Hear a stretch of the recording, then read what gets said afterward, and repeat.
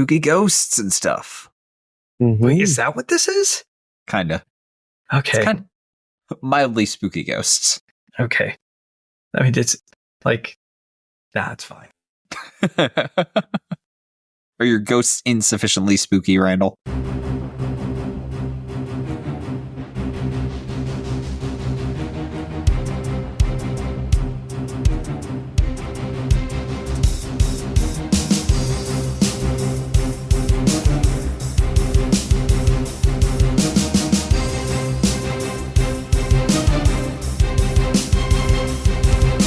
Welcome to the RPGBOT.Podcast. I'm Randall James, and with me is Tyler Kamstra. Hi, everybody. And Ash Eli. Ooh, I'm a spooky and scary ghost. Ooh. That's all I got. Wait, was that like Dracula the Ghost? It was like Robert. I think I was channeling Robert De Niro as a ghost. Ooh, I'm a big scary ghost. I'm haunting you.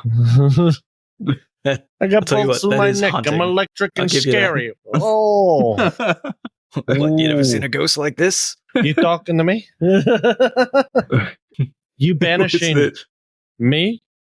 The Joe Pesci. It's like, what? Like, I'm a ghost? Like, I spook you? Oh, that's good. I should have done that. That would have been good. That's a good All one. right, Tyler, save us from ourselves. What is happening? All right. I'm scary. So- how? Sorry. Yeah. All right. The three of us were talking, and we all thought, hey, the planes are cool. How do they work? So we decided, we want to take a look at the mechanics of the planes, the multiverse in D&D Pathfinder. There are a bunch of them. There are a bunch of different planes. They all have different rules, because why wouldn't they? So tonight we're going to take a look at the Ethereal Plane as kind of our first foray into how does everything except the material plane. Yeah, if I'm being perfectly honest, actually, the way that we decided to do the Ethereal Plane is I did the Chris Pratt meme where I was like, I don't actually know how the Ethereal Plane works, and at this point I'm too afraid to ask. And then in the middle of that sentence, Tyler just opened a card and started typing. Yeah, the Ethereal Plane just always feels like it's like, oh, it's this weird, spooky place. So it exists between worlds and ghosts live there, but that's it. We don't talk about the Ethereal Plane. The first rule about the Ethereal Plane is we don't talk about the Ethereal Plane. and if it's your first night in the Ethereal Plane, you have to fight a ghost? Yes. That's rule number 2. That's rule number 2. That checks out. And rule number 3, if it's not a ghost, it's probably a phase spider. Oh, God. Hate That's those fair. things. Yeah, Fight Club got weird at some point. Anyway, I mean, here's what I'll say about the Ethereal Plane. It is hard to put your finger on. Literally. I see what you did there. Okay. I wanted to start us with the Ethereal Plane. Like we talked about doing the Feywild initially, but the Feywild is a whole thing. So we wanted to start with the Ethereal Plane because compared to the material plane, it's one of the simpler non-material planes. A lot of people generally just don't know how it works, but we're going to go into it. It's really not that scary, but it is pretty cool, and there's some cool stuff there to play with. It also helps that before 5th edition, there wasn't a lot written about the Ethereal Plane.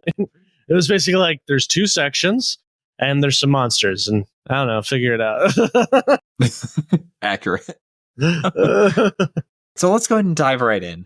We typically talk a lot about D&D 5e and Pathfinder on this podcast, so like that same thing tonight. But I will point out, in this case, 5e has way more information on how the Ethereal Plane works than Pathfinder 2nd Edition does.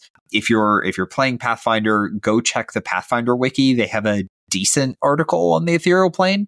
It's still not a lot of information, so you may just want to steal stuff directly from 5e, which feels weird. It's very weird to say, hey, you're playing PF2, let's steal some stuff from 5e, but here we are. Here we go. It's just lore. It's not mechanics. There's no foul. But what is Watsy going to sue you? Pfft, come on. They will send the fun police to your house. AKA also known as the Pinkertons. Anyway. Like something magic cards, something. Oh God! An organization that I only know still exists because of things that Watsy did. I thought they were gone I thought they were gone in like the early 1900s. Jesus. Anyway, I thought it was a Weezer album. Yeah, right. So I do have a question. Is it still called the Ethereal Plane in Pathfinder, or did they change it to something else? It is still called the Ethereal Plane. I cracked open Rage of Elements. It is still called the Ethereal Plane. They changed every other plane's name almost. So like the stack of positive energy plane down to negative energy plane is now Forge of Creation, First World, the Universe, the Netherworld, and then the Void. And the soup that floats around those is the Ethereal Plane. Because apparently you can copyright positive plane and negative plane, but not ethereal plane. I don't understand how copyright law works. I'm sure that they worked it out with their lawyers, whatever. Well, I mean, the issue you're going to find is that probably WotC didn't create the idea of the ethereal plane being something that borders that's probably older and mystical, and like the ghost created it. I don't know. Fair enough. It's possible. Let's see. So the ethereal plane, where is it? That's probably the first question that we want to ask ourselves. Yeah, it is simultaneously everywhere and nowhere. That's what makes it so weird. Yeah, that's pretty much it. If anybody gets like really into set mathematics, I think this could actually be like a fun exercise for you to think through. So we have all of these different planes, and they're all each likely infinite, because that's the fun thing about existence. My existence in this plane that I live in right now is infinite, and I wish I could go to the ethereal plane sometimes. I digress. It seems like a good place to avoid family. Yeah. No, they're cool. I'll bring them with me. It'll be great. Wait. Anyway. So for all of the inner planes, for each point that exists, for each location that exists, in each inner plane, there exists a corresponding location in the ethereal plane. So for all of these infinite spaces, if I take all of my inner planes, I think 8 inner planes, the size of the ethereal plane is at least 8 times the infinity of each of the other inner planes. The best way I think to think about the ethereal plane is the ethereal plane is to the inner planes what the astral sea is to the outer planes. It's like a connecting body of space, nebulous space that exists between the planes, and you can use it to traverse and find shortcuts to those planes, which for some reason is a popular method of getting there rather than just, taking a portal directly to that plane. But apparently, I mean, there's stuff that exists on the astral sea, so it's popular enough that stuff is happening there. Less so with the ethereal plane, since it's a lot easier to get between the different inner planes. The only reason you would go to the ethereal plane is either you're trying to find something that's in the ethereal plane, or you don't want to attract attention traveling between the planes. Or there's been an incident. Well, let's talk a bit about how the ethereal plane interacts with the inner planes, because that does give us some more reasons. So creatures on the ethereal plane can see into the overlapping plane. So if you're in the border ethereal on the plane of fire, the material plane, whatever, you can see into that plane, but you are completely invisible and silent to creatures on that plane. That makes it very, very useful for infiltration, for spying, for eavesdropping, in general, sneaky nonsense that you can do as you pretend to be a ghost. The ethereal plane is useful for scouting, for infiltration, definitely for transport. I wouldn't want to stay there forever, though. It seems like it kind of sucks. Yeah. A question for you. I can see a target in, let's say I'm in the ethereal plane. I'm looking into the plane of fire. I have line of sight. I can see a creature in the plane of fire. Can I cast a spell and affect a creature in the plane of fire from the ethereal plane? Generally, no. It's one of those things where you're simultaneously like within 10 feet and infinitely far away. Yeah. Okay. I feel we've all been there. Yeah. Quantum mechanics are weird. The ethereal plane really kind of is just quantum mechanics, the plane, I feel like. But anyway, so the thing that's weird and nebulous about the ethereal plane, there's a lot of contradictory information. Not going to take stuff that bait. The stuff that please take the bait, Randall, please. Anyway, what was I saying? So it's nebulous as to whether you can actually even hear people talking on the ethereal plane. Oh God. Do you just hold up a physics textbook? No, yeah, he held up a binder that said quantum mechanics theory. You would, Randall. You would. Of course you would, because he's a bigger nerd than I am. That's what I'm here for. It's half the battle. But yeah, it's nebulous as to whether you can actually hear what's being said on the ethereal plane. Like you can see, but you can only see out to a limited field of view. Additionally, something that people don't realize about the ethereal plane is that if there are physical barriers in your path, certain barriers will block you from moving. And one of the examples that I saw was like, if you find yourself on the ethereal plane and the prime material plane that you're on or close to is a jungle, you're going to have a rough time because the trees, thick enough trees will block you from moving around. The ethereal plane has a whole other host of complications about it. It's not just like we're on the prime material plane, but it's easy mode now. Wait, so how is that supposed to work? Like, let's say there's like a thick jungle. If I was in the prime material plane, I could like push past the leaves and such and like get where I want to go. In the ethereal plane, like I go to push the leaf and it's just like, nope. Yep, exactly. You can't manipulate stuff physically on the ethereal plane. So anything that you had to move out of the way, like brush or stuff, it just blocks you now, unless you have a specific ability to go through objects. Now, where are you sourcing that from? I'm sourcing that from its Forgotten Realms wiki. Let me just double check. That's where I got it. So I think they changed the rules in 5e, because in 5e, if you were on according to the Dungeon Master's Guide, in 5e, if you're on the ethereal plane, you can pass through solid objects on the like adjoining plane. You can pass through them perfectly fine. Like, so sorry. Here's what it says on the wiki. It says living things larger than one-celled animals generate an aura that radiates out around them and prevents passage to their interior. So, an ethereal traveler could not place a weapon inside a living creature where it would materialize and cause damage. A jungle would be an extremely torturous maze to navigate. It would be much easier to float above the vegetation or pass below its roots. Dense metals such as lead or gold also prevent passage of ethereal matter. And finally, some magic spells and alchemical mixtures could form an effective barrier. Interesting. Mm-hmm. Okay, so in the DMG and Dungeon Master's Guide, a traveler on the ethereal plane is invisible and utterly silent to someone on the overlap plane, and solid objects on the overlap plane don't hamper the movement of a creature in the border ethereal. So that lends more towards what Tyler is saying. But if you keep reading, and this is a little interesting, I wonder how D&D thinks of this. The exceptions are certain magical effects, including anything made of magical force, and living beings. So trees in a jungle, like we would argue, here we are, this particular plane, trees are alive. Okay, all right. I think I actually, looking back at it, I think I misread this.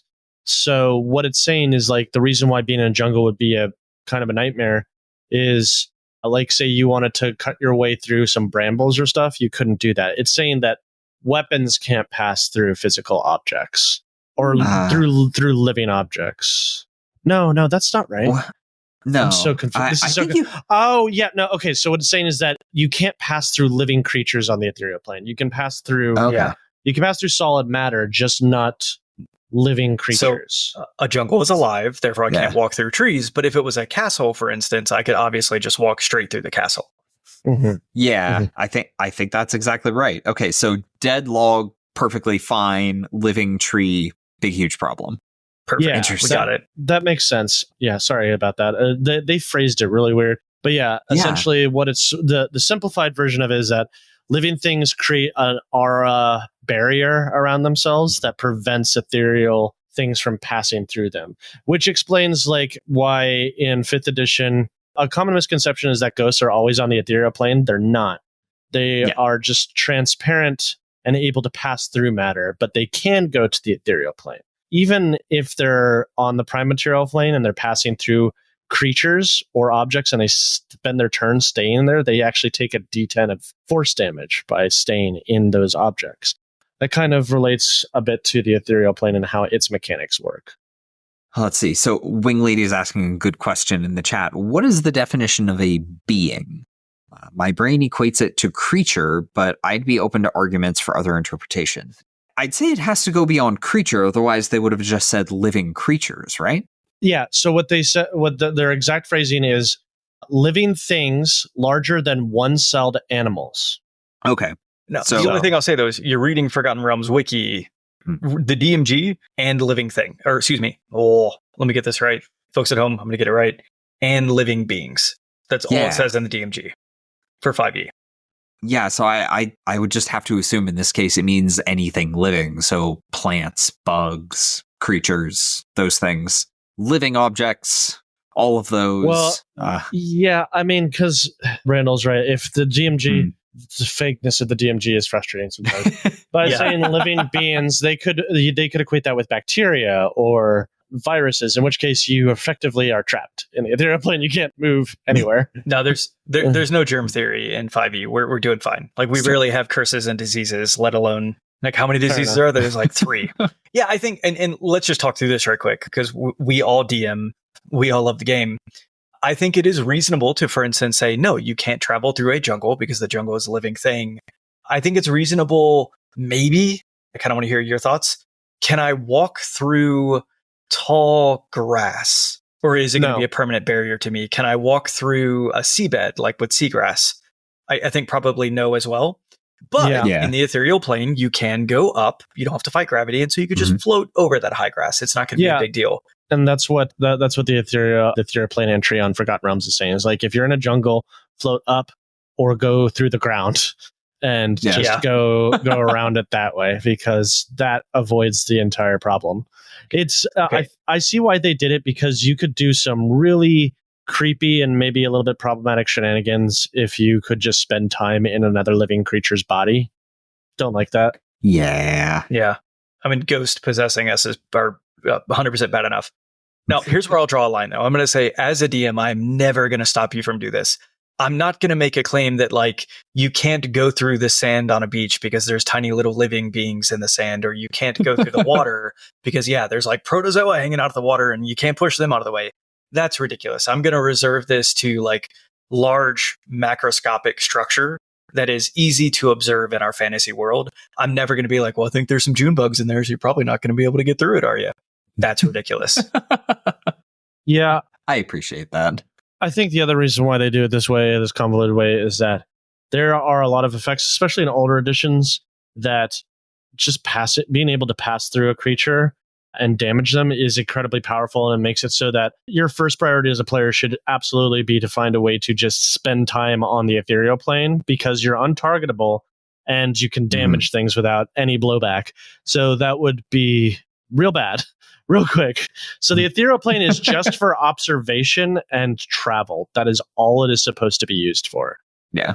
And now, Wing Lady in the chat is making another great point. We always talk about the value of session 0.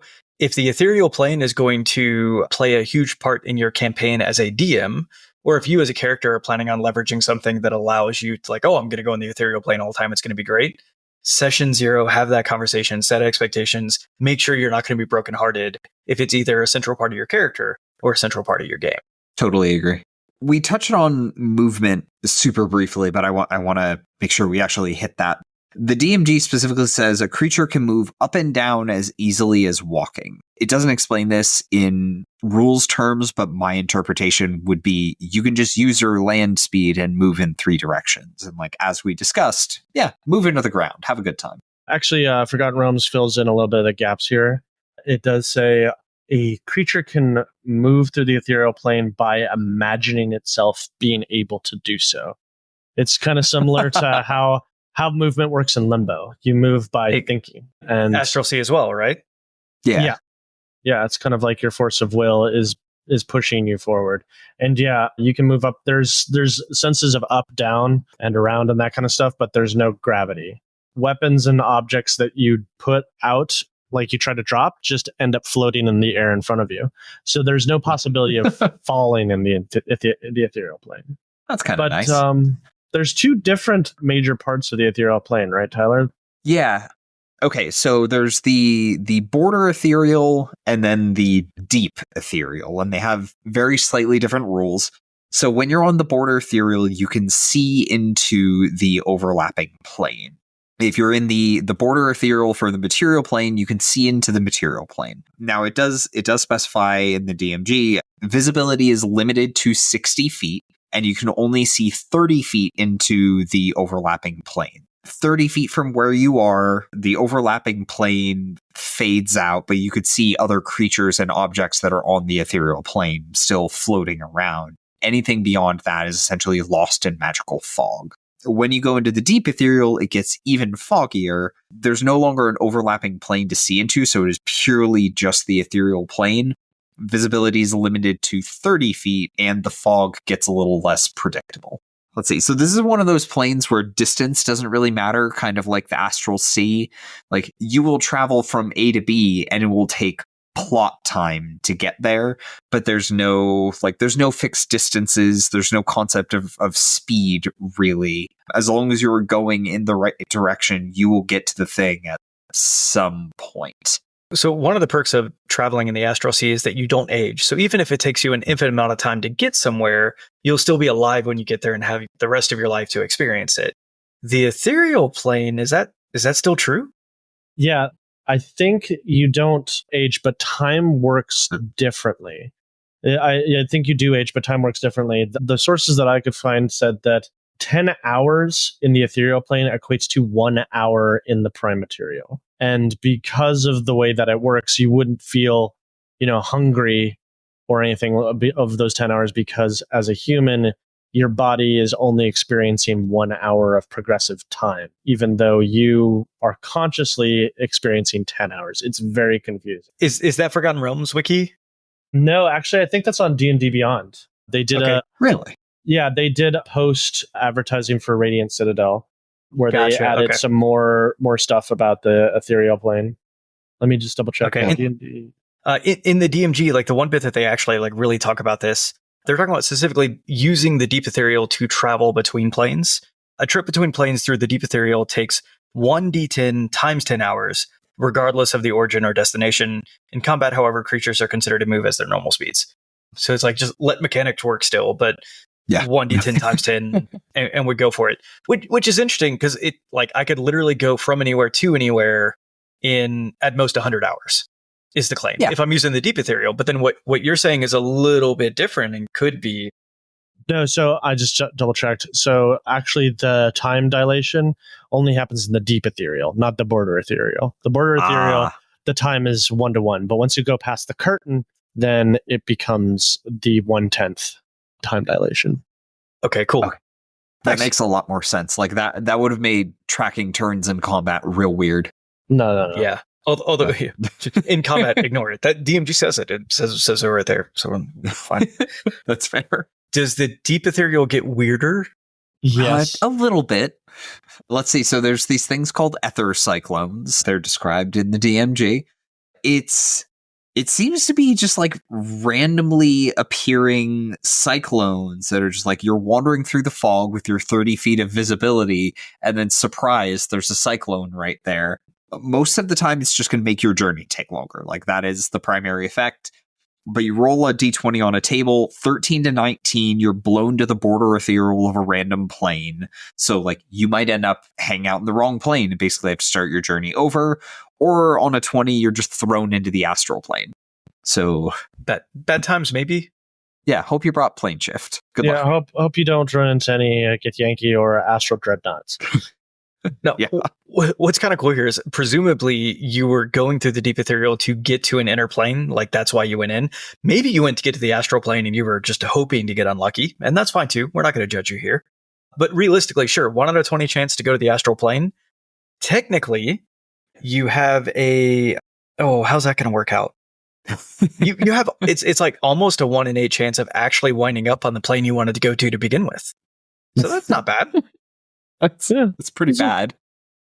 Yeah, that's hey, it's better than it could be, considering how most of the planes work. But so this is something that D&D Beyond added in their new ethereal plane stuff. So they added a new bit of lore, which is very interesting. So they talk about how ether cyclones are usually harmless, but there's rumored to be an ever-present storm somewhere in the deep ethereal called the Keening Gloom, which is a very violent storm that anyone who has entered it has never returned. I remember reading about that. Yeah. I remember reading about that in Radiant Citadel, because apparently it's just visible from the Citadel, and sometimes it moves closer, sometimes it moves further away. And if I remember right, there was a point where they had to evacuate the Citadel because the Keening Gloom just washed over the Citadel, and they had to retake it some amount of time later. Mm-hmm. So the Citadel came back, and that's good news. Yeah, the Citadel stuck around. Speaking of, should we talk about the residents of the Ethereal Plane? Yeah, because there's a couple. Well, we got Casper. Yeah, we got ghosts. We got that dog from All Dogs Go to Heaven. Blink Dog? Well, I don't think Blink Dogs go. I don't think Blink Dogs go to the Ethereal Plane, do they? Oh, Charlie did. Okay, so who are these other denizens that we should be concerned with? So there's ghosts. There's phase spiders. Hate them. Yeah. I don't think there's a single person on the planet who doesn't hate phase spiders. Wait. Tell me about phase spiders. I've never encountered a phase spider because I haven't spent a lot of time in the Ethereal Plane. Because they are the worst. Phase spiders are the worst. All right, so how many legs? 8. Okay, you know spiders, right? I've seen. There's one right by. I'm kidding. Oh God, don't do that to me. Yeah, don't do that. Okay. All right. I'm familiar with spiders. Yes. Okay. Now imagine a giant spider, like spider the size of a horse, right? Already a problem. Okay. Maybe even bigger. Yep. Now imagine that horse-sized spider can also freely pass in and out of the ethereal plane. Okay. And its favorite way to hunt is it'll follow you around on the ethereal plane, wait for you to be alone, pop up, grab you, and take you to the ethereal plane with it. And then let you go and you come out in a different plane someday? I mean, if you get away from it, yeah. Yeah, I had a very annoying encounter with some phase spiders that my DM put. Basically, he had set up 2 maps on each side of the virtual tabletop, and the phase spiders would pop out. They had these webs that if they hit us, we basically had to roll for blink, and if we blunk, we would end up in the phase spider lair, which was horrifying because you couldn't see very far. And there's spider webs everywhere and spider babies. And basically, you're separated from your friends, and you keep getting the chance to blink every round. So you just have to hope, like, my nightmare's over now. God, why isn't my nightmare over yet? When you say baby spiders, like, we're still talking about small dogs at this point. Okay, yeah. I want to play a game. The phase spider matriarch that we were fighting was the size of a bus. So yeah. Oh God. Yeah. X card. Like, oh God.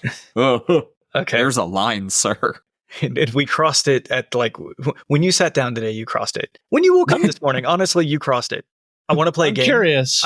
Sorry, go ahead. I'm hoping it have no spiders. It's going to have one spider, and that spider is going to be a phase spider. I'm hoping one of you know what the CR of a phase spider is, because I would like to guess based on your description, because that sounds like a beast. Well, let me bring it up. I don't know off the top of my head. I can bring it up. Gonna grab it. We're doing it live. Okay. I'm going to guess this is a CR8 creature. Now, Tyler, you didn't know either. Maybe you should guess, but I'm going CR8. Let's see. I want to say 4 for some reason. Tyler, you are closer. It is a challenge rating 3. Are you kidding me? Yeah. Right? Okay, I'm gonna take a party of roughly speaking, it's a medium encounter for a party of 4 level 3 adventurers, and I'm gonna put them in front of something the size of a horse that hunts them while they sleep, or hunts them while they walk around, waits for them to be alone, or like one of them to be asleep, reaches out and grabs you and drags you to the ethereal plane, and then what we're gonna do is make people fight that at level 3. What do you counter at level 3? Death. Well, right. Actually, so the phase spider that my DM threw at me that works that way, where it drags you to the ethereal plane and stuff like that, that was actually a custom-made phase spider. The phase spider that's in the book does not have the ability to drag you to the ethereal plane. It does have ethereal jaunt, which allows it to shift magically between the material plane and the ethereal plane, which makes it annoying to fight against. But it does have a pretty brutal bite attack, which is you have to make a DC 11 Constitution saving throw, taking 48 poison damage on a failed save, or half as much on a successful one. If the poison damage reduces the target to 0 hit points, the target is stable but poisoned for 1 hour, even after regaining hit points, and is paralyzed while poisoned in this way. So that does not mess around. Yeah. Okay, so it can't drag you to another plane. It'll just regular kill you. Yeah. Okay, good. So Tyler, was your experience with phase spiders is this how they did work in previous editions? Yeah. In 3rd edition, Random ran me and a couple of other people through the Demon Web pits, which is a very classic adventure where you go to Lult's house And it Terrible. includes all the things you would expect. Absolutely. We found a nest of phase spiders. They grabbed our party's warlock, dragged them to the ethereal plane, and were apparently satisfied enough to let the rest of us through. But none of us could cast plane shift, so we couldn't do a thing about it. It sucked. I don't recommend it. Okay. All right. Yeah. Good. Yeah. And then just one more time for folks at home. Monster as written can't drag you to the ethereal plane as a CR3 creature. Okay, so that rant earlier, everything's fine. Mild spoilers for Baldur's Gate 3. I was just about to Bear ask. with me. It's not a plot relevant detail. I promise this will not change your experience of the game. Go in the well? There are spiders in a cave. I rolled through that game on hard mode before honor mode was a thing, and absolutely nothing challenged me except for those dang spiders. Because it's rough. The face spider it was purely psychological. Yeah, like, I was going to ask you. I was like, how did you get through that fight? Because that had to be the most terrifying fight for you. The face spider matriarch is huge. She has these and it kept making mid-sized more. Yeah, she has these mid-sized spiders, and then if you don't eliminate her eggs beforehand, which I knew to do, it makes it so much harder because she'll hatch these other eggs that spawn more tiny phase spiders that can also teleport. So I was just like, man, Tyler's gonna have a rough time with this one. I did. They made her worse on honor mode difficulty, by the way. Oh. She can web entomb you, which basically paralyzes you. If your party members don't get you out of it in one round, it does 8d10 damage to you. Yeah. It's insane. Straight dead. Okay. I'm partway through an honor mode playthrough. There's another thing where you can get a bag of spider eggs that you can throw like a grenade. So the way I got through the spider fight was I threw the bag of spider eggs at the spider matriarch. And all the little baby spiders fought the big spider while I dealt with everything else.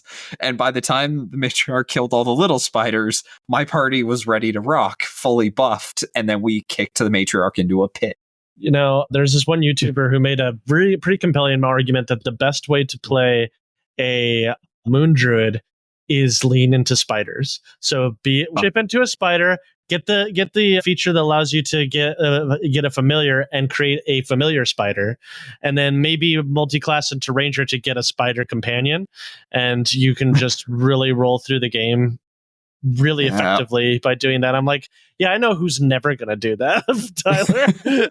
Yeah. Oh god. Yeah, Wing Lady has it right in the chat. They need the Skyrim patch that turns spiders into bears. Because like, if I could turn into a bear that shoots webs, I'm in. Yeah. Like mechanically, they're right. They're really, really powerful. I can't like all the little legs.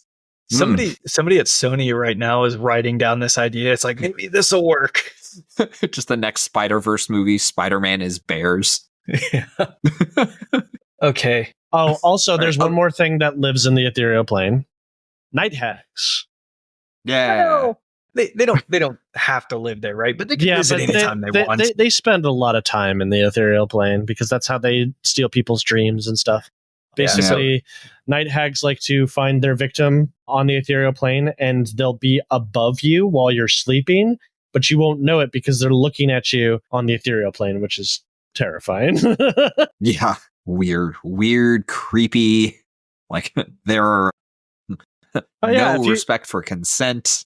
Yeah, if you really want to give yourself some nightmares, think about this. The border ethereal plane has not an insignificant amount of creatures that live on it, and they can see onto the prime material plane whenever they want. So, Tyler, there could be face spiders watching you right now. I don't need that. All right. Okay. So we skipped over this detail earlier. Sorry, There are things on the material plane and the other inner planes that can block transit in the ethereal plane. Effects that create magical force, and we talked about living creatures. So a wall of force will prevent ethereal creatures from passing through it. So if you, an ambitious wizard wanting to keep interlopers out, realize like, hey, my enemies might have access to the ethereal plane, you need to put up permanent walls of force around your lair. Let's see, the book... You okay, buddy? A lot's happened, okay? I'm sorry. A lot has happened. Maybe I shouldn't have done that. Emotions. I shouldn't have done that. I shouldn't have done that. In previous editions, spells that dealt force damage could affect creatures on the ethereal plane. Notably, this includes Magic Missile. If you can see into the ethereal plane, you could use Magic Missile to attack creatures there, which was very helpful for like ghosts who were hiding in the ethereal plane because they were hurt, or night hags, or other spellcasters, any of those things. The difficulty was just you also had to be able to see into the ethereal plane, which fortunately you can do with see invisibility. It doesn't work this way in PF2, I checked, but in 5e at least, and I'm pretty certain in 3x, see invisibility also lets you see ethereal creatures. So if you're worried about phase spiders, night hags, spellcasters, ghosts, any of those jerks following you around on the ethereal plane, cast see invisibility, look around. See invisibility lets you see like either 60 feet or 120 feet, I can't remember, and creatures on the ethereal plane can only see 30 feet into the material plane or whatever overlapping plane. So it's entirely possible that you on the material plane can see them before they see you, and you can run. Who's the draw now?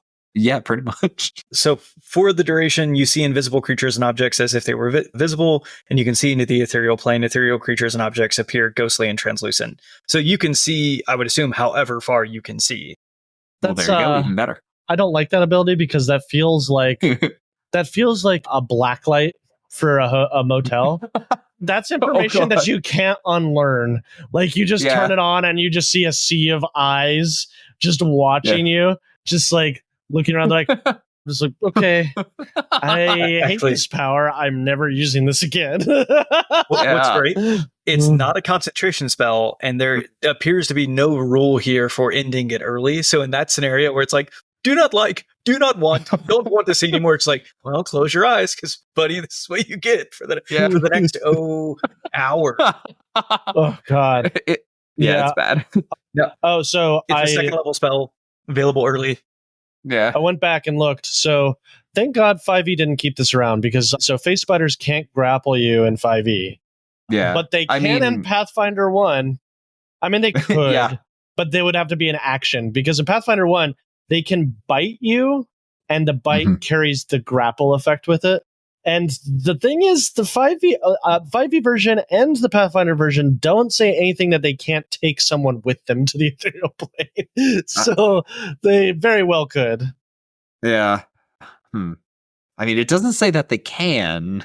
It doesn't say that they can't either. Of the spell that you use. Well, what is the effect they use to go back to the ethereal plane? Is it ethereal just like jaunt? So the verbiage in 5e is, as a bonus action, the spider can magically shift from the material plane to the ethereal plane or vice versa. That's all it says. It doesn't say anything about taking creatures with it. It doesn't say anything about it wearing or carrying objects. So, like, even if it's holding an object, it couldn't bring it with it. Let me see what the internet says about this. No, we don't care what the internet says. We need Tyler to sleep tonight. Tyler, you're fine. You're safe. Everything is great. Appreciate it. I want to, really quick, and mainly as a distraction for Ash, I want to talk about Kuatoa. I love those weird little guys. They're little fishy dudes. The god creators. Yeah, Kuatoa. They're weird little fish guys that can see into the ethereal plane, and if they believe something hard enough, it becomes true. The art in the monster manual, they just look real excited and ready to go. Just like, look at me. I'm a fish man. It's like, that doesn't look threatening. I kind of want to make friends with them, but they are absolutely crazy. And honestly, Ash's scenario where you can see into the ethereal plane and just, look, ghosts everywhere. That's probably why they're crazy, if we're being honest. Like, there's people beyond the veil. We're all doomed.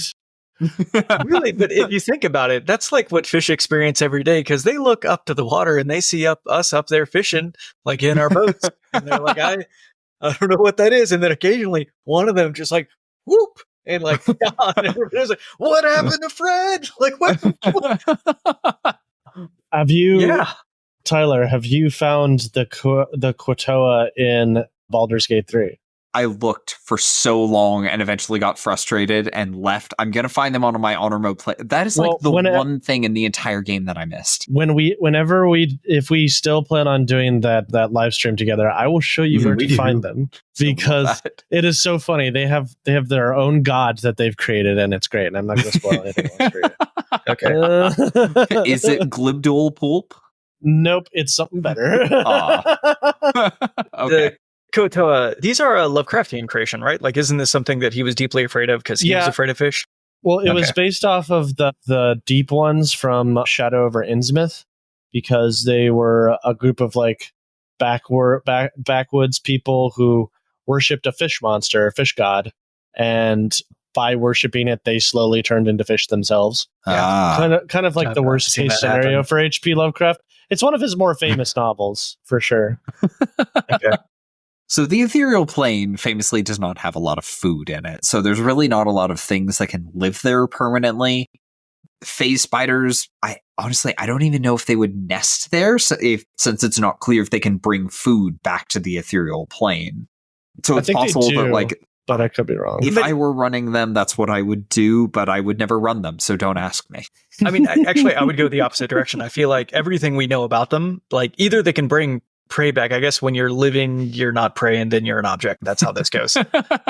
I would generally expect them to spend most of their time on the prime material plane, and then phase shifting is basically like, I've got to get out of here or I'm hunting. That might be what the designers intended. But yeah, I mean, Tyler's right. There's very little in the way of like stuff that's valuable or good for a functioning society. So anyway, there's a functioning society in the Ethereal Plane called the Radiant Citadel. It's the only settlement that exists in the Ethereal Plane. Yeah, it's weird, y'all. I like it, but it's weird. Yeah.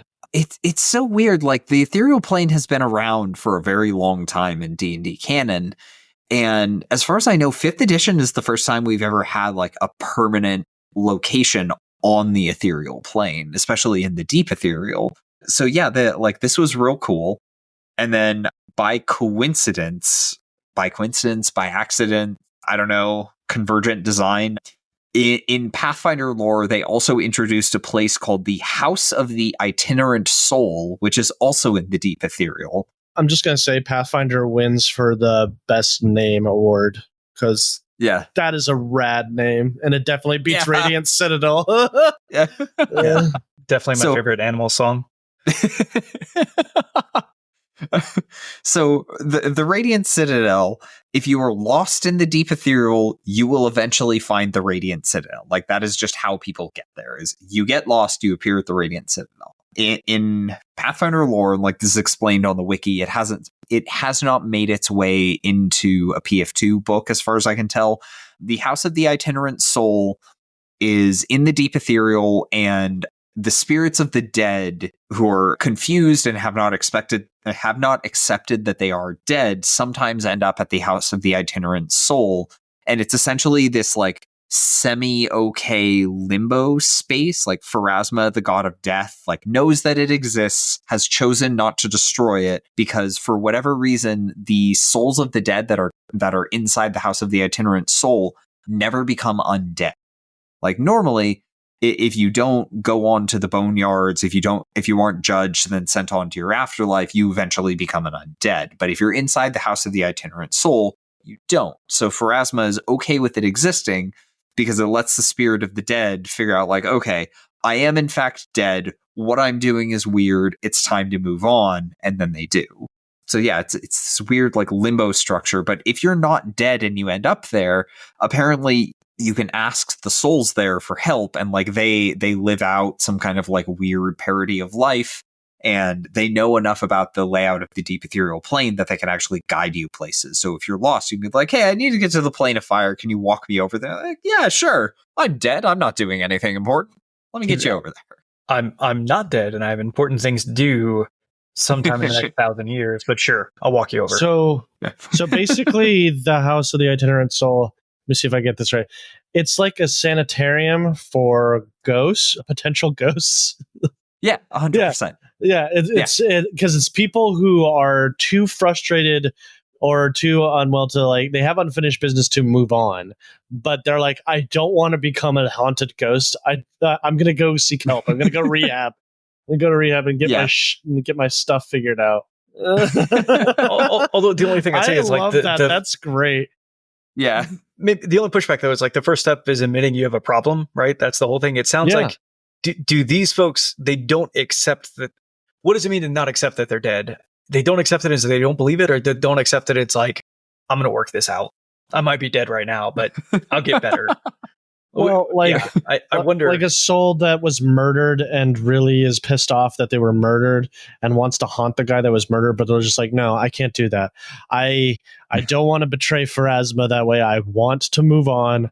I just have to find a way to control my rage so I don't become an undead. Again, it is like a rehab clinic for ghosts. Yeah. Okay. No, I'm with you. I'm in. Okay. I was mentally taking it as like, it's like the Sixth Sense. None of the ghosts know they're dead. And like poor, Joel, whatever his name is walking around trying to like deal with all of these. But no, what you're describing makes a lot more sense. And it's like, on the surface, I understand I'm dead. I don't have to like it. I don't have to be happy about it. No. That's about right. Okay. One more detail and then we'll move on. So it's ruled by this woman named the Hollow Queen Trace to Lara. There's not a ton of information about her for what I've been able to find. I don't know why she's called the Hollow Queen. Her consort is a phantom, so whatever that means. She rarely exercises power, and she basically spends all of her time wandering around the cathedral, which is it is the size of a small city. The Pathfinder wiki says it's occupied by like 5,000 to 5,500 combination of dead and living people. And she spends all of her time trying to remember why she is bound to the cathedral. So she is stuck there and has no idea why. And that is all she does with her time, is try and figure it out. Okay. Just a little bit. It feels like somebody like read the Lady of Pain wiki and was like, write that down. Like I see like wandering around, not directly driving power, but still ultimately recognized as in charge. I guess you're not going to get flayed alive if you talk to her. It doesn't seem, but I mean, she seems benevolent as far as I can tell. Like, she's in charge. This is clearly like a useful, beneficial place. She just legitimately I don't know how I got here. I don't know why me? I don't know. She's a level 20 spiritualist, which is interesting. Think like a weird ghost sorcerer. Okay. Yeah. So I'm in. Not as scary as Lady of Pain. No, much more benign. Weird tangent. Did I tell you guys I got to use the Lady of Pain on the last session of my Planescape game on one of my players? Oh, nice. Yeah. Okay. All right. You're going to have to tell us after we do the outro. I want to hear about it. Yep. Okay. Let's see. I found another cool detail on the Pathfinder wiki that, again, hasn't made it into PF2 as far as I can tell. People's dreams are played out in the ethereal plane. So, like, when you're sleeping, if you're having a dream, the ethereal plane around you shifts to reflect your dream, which is really cool detail. Like, in 5e, there's kind of a demi-plane of dreams, especially if you're playing in Eberron. But other than that, dreams are just, they're dreams. They're just the thing that happens in your brain. Okay, I love this and I hate it. Right. Like you could do a cool arc or even a cool like campaign where it's almost like an Inception style, like let's go into the dream and let's interact with them, and we're going to pretend that we're part of the dream, but we're actually steering things, and then we're going to steal state secrets from the king because we're in the dream. Like, you could do a lot of fun storytelling there and also face some really fantastic beast, have like awesome combat, and then bail folks out because like right before you're about to literally murder the party, the underlying victim wakes up and it's like, oh, okay, everything's fine. Yeah, I've done a session like that before. It wasn't exactly that, but like the players had to go cleanse the shared dream of a myconid colony. Oh, interesting. Because it'd been infected Fungus by dream? Yeah, it's kind of similar to like the Emerald Dream from World of Warcraft, where it's like it has a little bit more in common with like the Feywild, but it had been infected by Nightmare, so they had to go in and fight Nightmare. And I had this cool whole battle set up with the Nightmare creature, and my players solved it by casting Calm Emotions. Okay. You've told that part of that story, yeah. Okay. Mm-hmm. Yep. Mm-hmm. What if the really angry guy just chilled for a minute? Yeah. And Pretty much. Ash's campaign went to live in the house of the itinerant soul. Because he was dead and he wouldn't accept it. Yeah.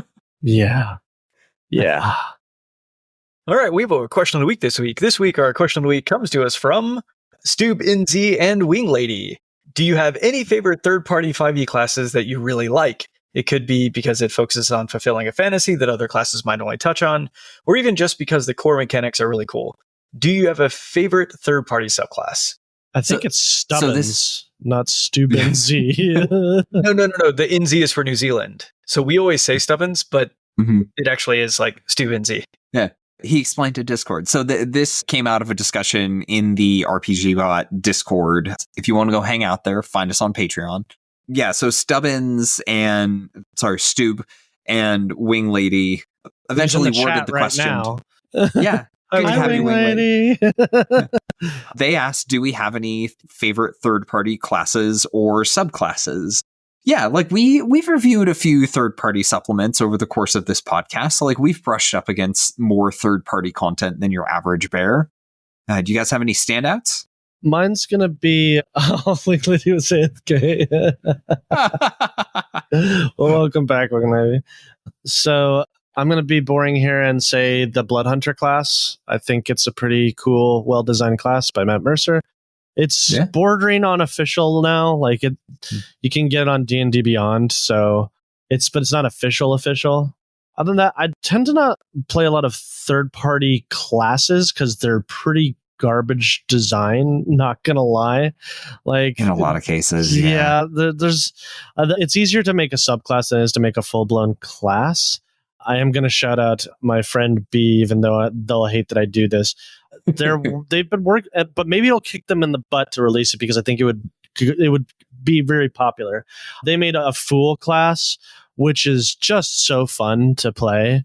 Basically, you tank one of your attributes in exchange for some interesting powers, and each subclass is based off of which attribute you tanked. So there's like an intelligence fool, which are really dumb, but stuff like that. And basically captures the fool archetype that you see in like anime and other things where it's just like an incompetent character who should be getting their butt handed to them in every fight, somehow just stumbles their way to victory every time.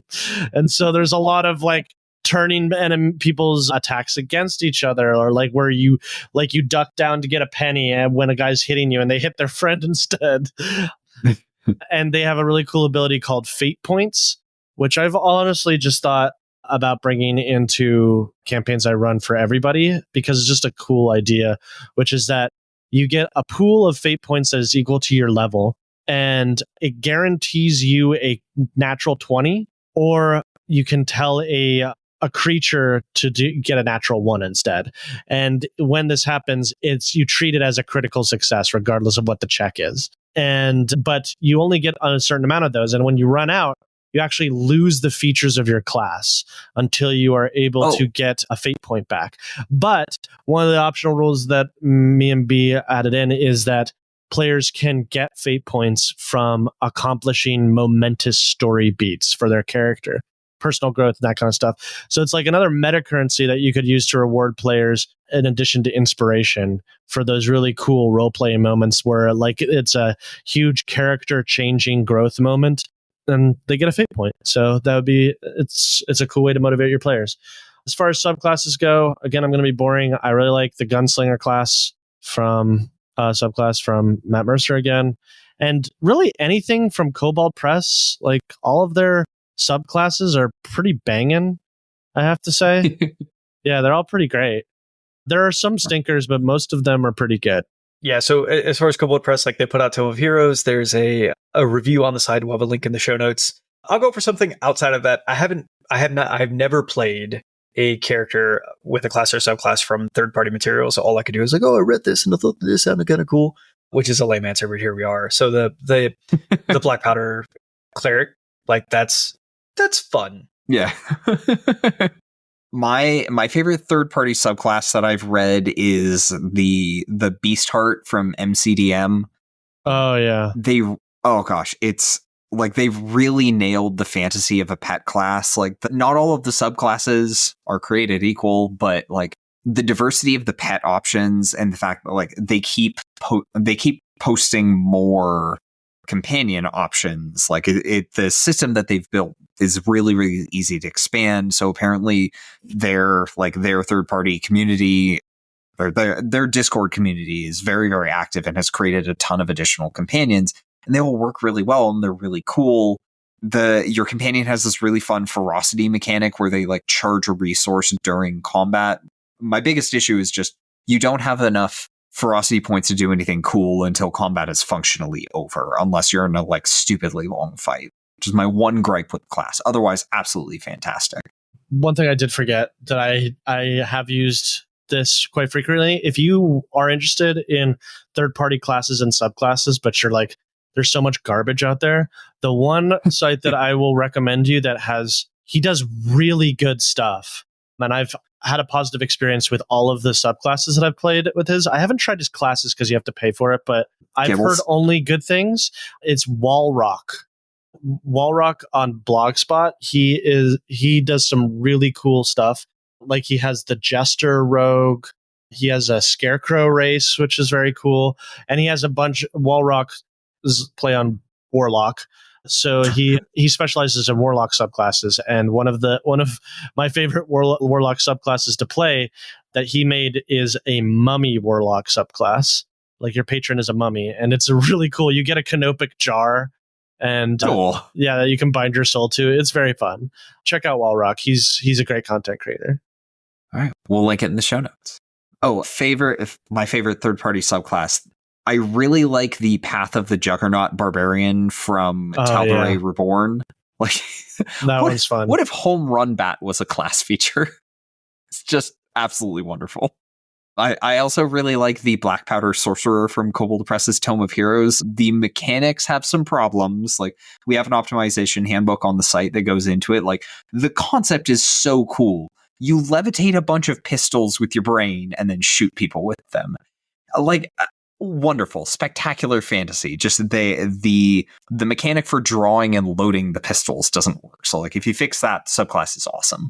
Another good suggestion from the Wildmount, was it, or Exandria? Tal'Dorei Reborn. Yeah, Tal'Dorei Reborn. I think it's from Tal'Dorei. It might be from Wildmount. Is Tragedy Bard. They are a lot of fun. They're hilarious. And broken, but a lot of fun. I think we have handbooks for both of those on the site. I'll link those in the show notes. Yeah. Oh, hail the Leisure Illuminati. Hail from the deep ethereal. Love it.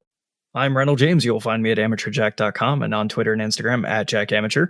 I'm Tyler Campster. You'll find me on RPGBOT.net, Facebook and Twitter, RPGBOT.Net, most other socials as RPGBot. And I'm Ash Eli. You'll find me haunting Twitter at Graven Ashes or on YouTube at Ash Raven Media. If you want to hire me to run a spooky game for you, find me on startplaying.com, on startplaying.games.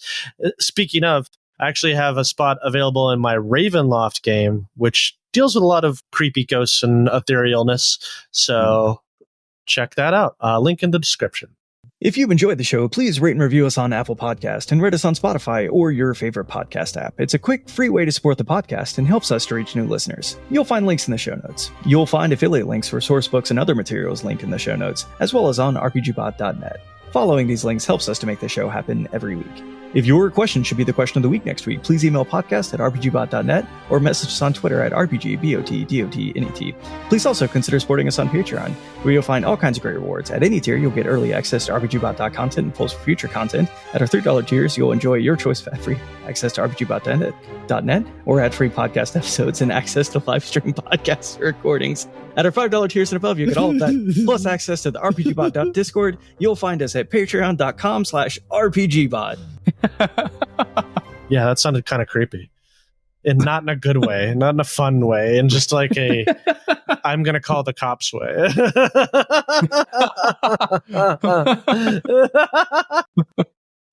Please do not call the police on the podcast that you were listening to. It's probably several days past whatever is going on right now.